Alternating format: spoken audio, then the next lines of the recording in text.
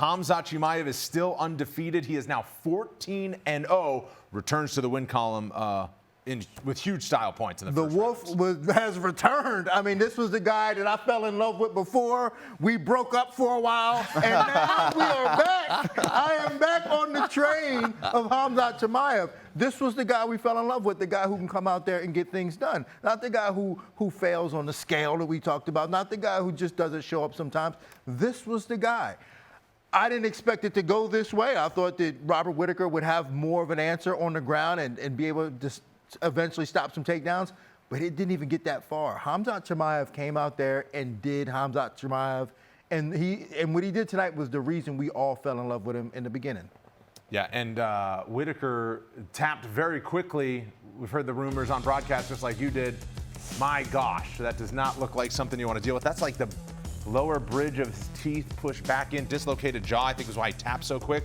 I mean, that's next level squeeze. It wasn't as technically pretty in the wrestling department, Chael, but it doesn't matter when you have that type of explosivity. Yeah, that's right. And I think that's more impressive for Chimaev. Like, he made some mistakes. If a guy is further than arm's reach, he's too far away to shoot. That would be a basic rule you'll learn in wrestling on your very first day. He was too far away. Chimaev went in there anyway. I think Coach Dean was saying earlier when we watched this, it was as though Chimaev was sliding on ice, but he did. He covered some massive ground. He pinned him in the fence. He pulled Whittaker down. Whittaker scrambles. He gets up. Chimaev's got to return him. This is major energy. A lot of people were questioning the energy and the cardio of Chimaev.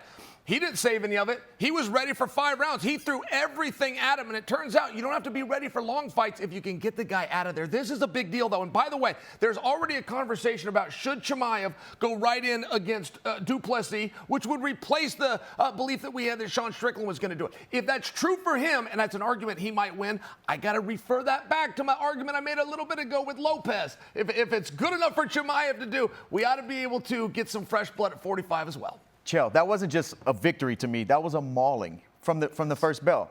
Took him down. You can't let Chimaev get his hands locked. Yes. He looks like he has some of the best grip strength out there. Over a world champion, by the way. Over a former world champion who's been around and fought everybody in the middleweight division. You know, he hasn't been submitted since 2011. This is only his second time submitted as a pro. Chimaev is a special human being, and I want to see him fight for the belt. Dean, was this his most impressive performance? Yeah, by far. And not because of what it was who he did it against. Right. And coming into this fight, Robert Whittaker seemed to have a chip on his shoulder. He seemed to be streaking, and he said he was going to hunt. And he came out, and he looked good. It didn't look like he wasn't prepared, and he just got caught. He got dominated. Yes, he got taken down. He got dominated and did not have an answer for the ground.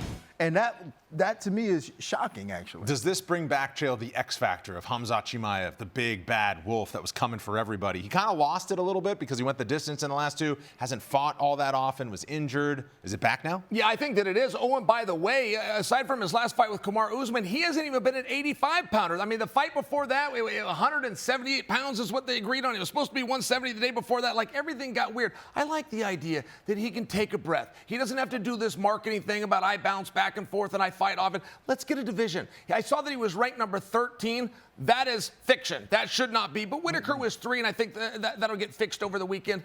You do run into, though, with matchmaking, do you want to do a rematch? And that would be Strickland versus Du Plessis, which is good stuff. Or do you want to have fresh blood in there? And I tend to favor parity and newness. I like the idea of these 3 guys. What order is going to be debated a little bit, but Chimaev is the real deal, and guys, when he can settle in at 185 and he's returned to his old coach, and man, there was something special tonight. To whip Robert Whittaker, come on, man, nobody's ever whipped Robert Whittaker. By submission in round 1 to stay undefeated. That brings us to who's next, brought to you by Cuervo.